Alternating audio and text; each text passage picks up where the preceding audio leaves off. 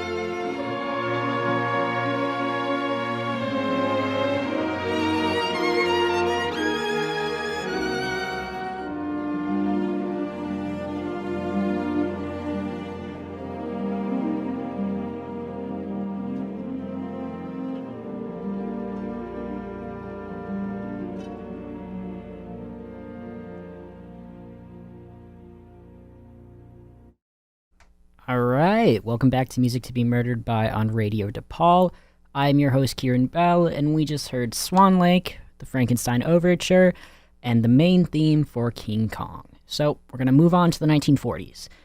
The 1940s, I'll be honest, it's kind of the same old. Like, it's very similar to what you hear in the 1930s. It's the classic film score. It's the big orchestra. It's the inspired by classical music, you know. The 1940s was, for horror, it was the age of, like, the sequel or the series. So, like, you know, the return of Frankenstein, the return of Dracula, all that. The 1950s was the age of the creature feature. So, you know, it gets a little more fun. We get a little more experimental. So, but first, we'll start off in the 1940s with the score for Dr. Jekyll and Mr. Hyde from 1941. Which actually was nominated for the best score at the Oscars that year. And then we'll move on to 1950s with two tracks from 1950s. We got the score for the Hammer horror Dracula from 1958, and then we have one which I would consider it a bit of an anomaly because it's very, well, I'll let you listen to it. But it is the theme song for the 1958 The Blob. Anyways, let's get into it with Dr. Jekyll and Mr. Hyde.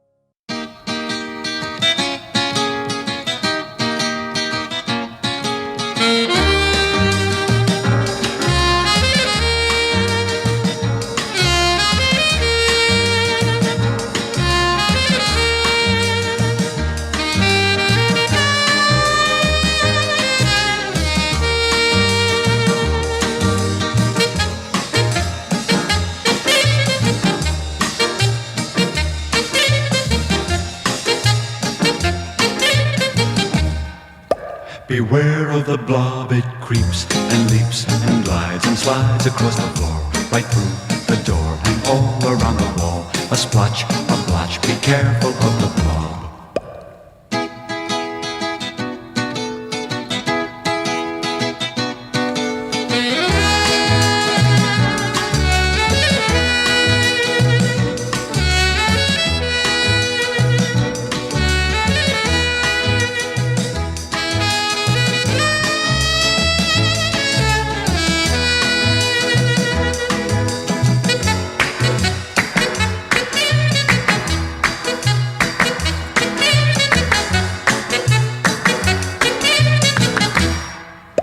Beware of the blob, it creeps and leaps and glides and slides across the floor, right through the door and all around the wall. A splotch, a blotch, be careful of the blob.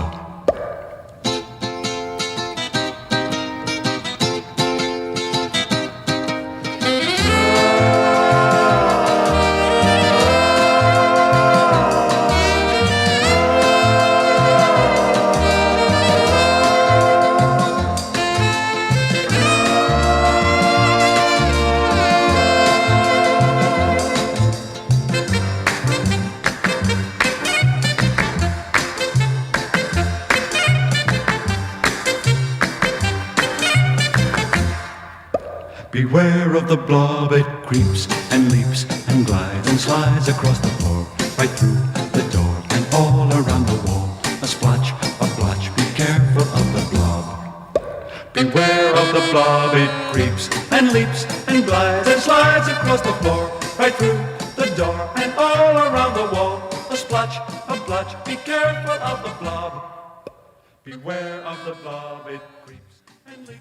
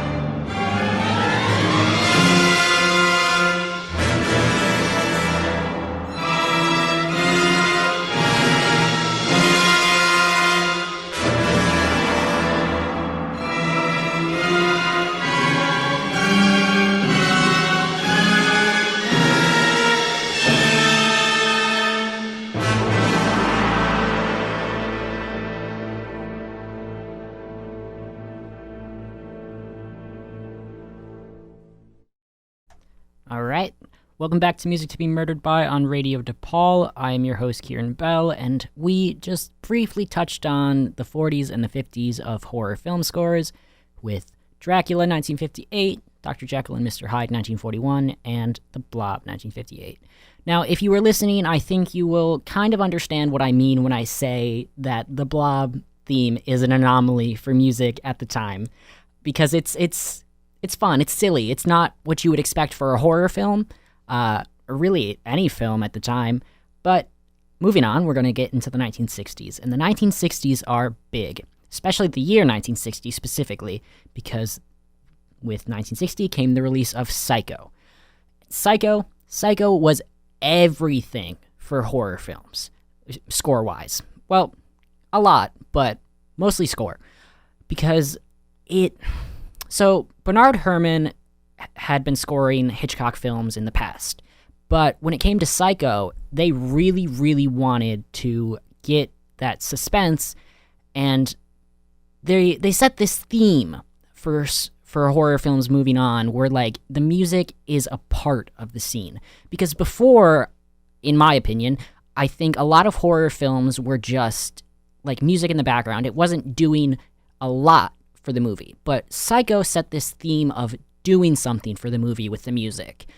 So I will be playing the iconic murder scene score, and then after that, we have the Cast Out Devils from the 1962 film Carnival of Souls, which, if you're not familiar with that film, silence, it's a big part of the film, but music is also a big part of the film.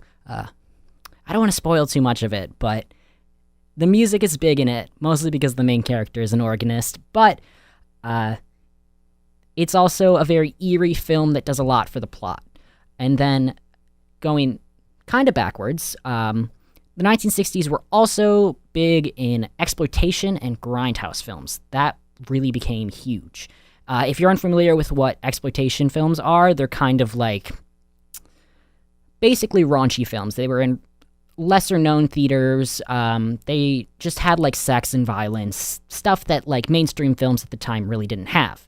So, one thing I've noticed with exploitation film scores is that while some of them are in that traditional like orchestral style, a lot of them tend to be more groovy. I would say that's a bit early to call it groovy if we're talking 1960s, but it's very on time with the rock and roll that was going on during that time period. So, because of that, I will be playing the theme from the 1962 film An Experiment in Terror.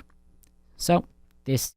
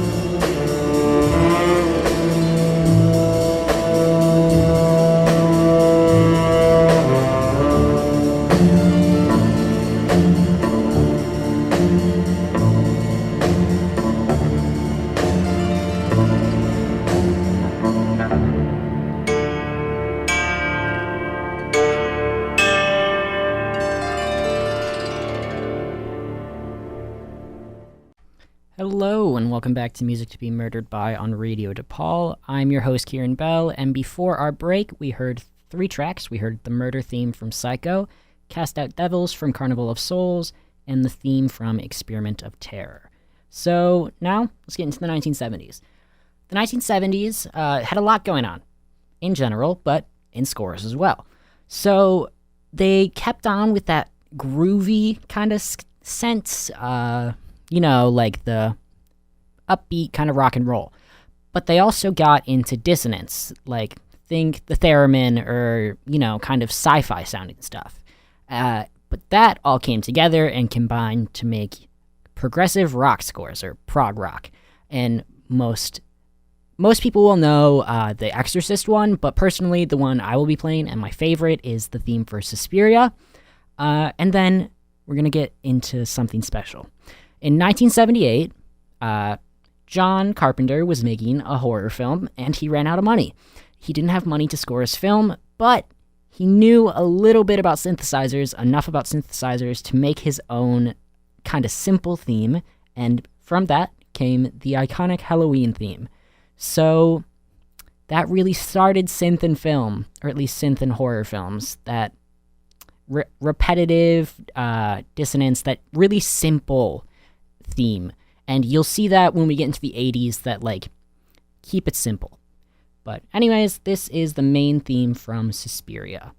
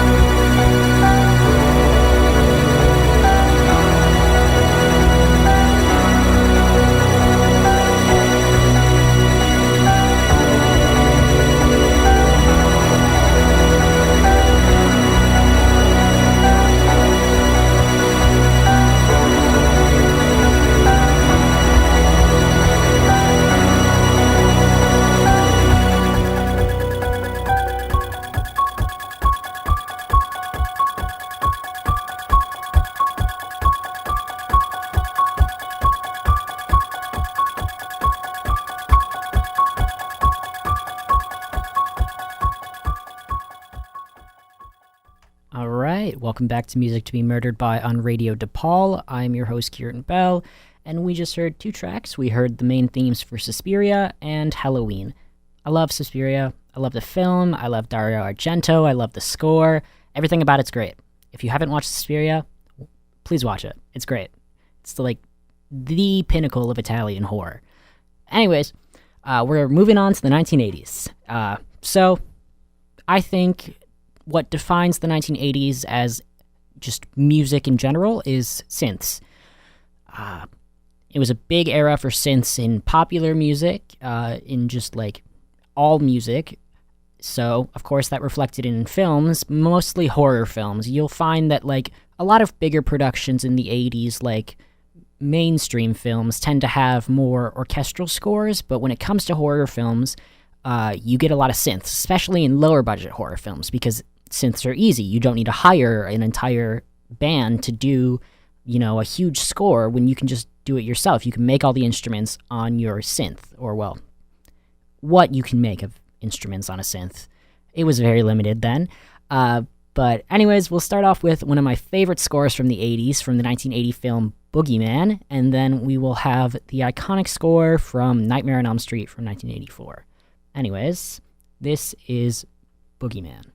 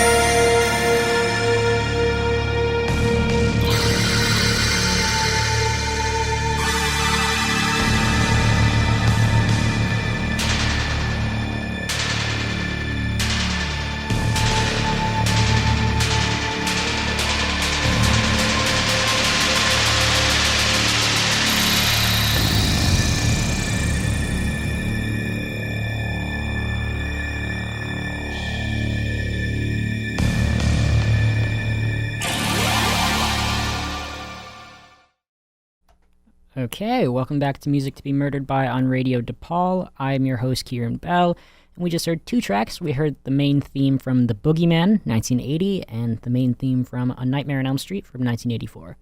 I love The Boogeyman. It has a special place in my heart as a film and as a soundtrack because it was one of those films that I watched as a child when I really shouldn't have. Like, I think I watched The Boogeyman when I was like, I don't know, 6 or 7. But that's what happens when you have two brothers who are way older than you. Anyways, moving on to the 90s, I have two scores for you. So, the 90s they're a bit different. Depending on what the film is, it still incorporates some of that synth. Most notably, like John Carpenter's films, he still definitely incorporated like synth soundtracks, and he did make a lot of films in the 90s. But they also tried to play to, the kids these days. What do they like? They like rock and roll, they like pop music. So you'll find that a lot of films in the 90s, specifically horror films, will try to include like songs that were popular like at that time. And the scores will be more on the rock and roll side. But on the synth side, we have what I'm playing for you today, Candyman, 1992, Clive Barker film, one of the best scores. I know I say that about like everything. I'm like, oh, this is the best score. But I promise, Candyman is one of the best scores. At least the best score from the 90s, in my opinion. And then we'll have a score from Scream, 1997, iconic. Or wait, 1995. I'm so sorry, Scream fans. Anyways, this is Candyman.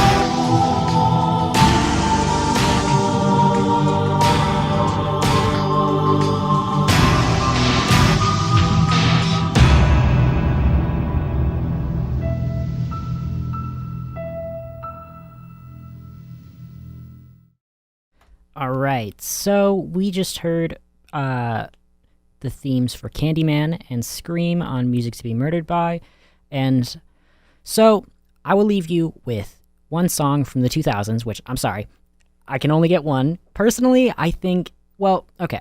So the thing about the 2000s is that in the early 2000s, you got a lot of the more rock and roll scores of them trying to be hip with the kids, but then as the 2000s went on, as you get into the 2010s, you start getting a lot more variety in film scores, so you'll get some of that orchestral stuff, you'll get that experimental stuff. It really depends on the film, whether it's a period piece, but there's a lot of variety in film scores from the 2000s.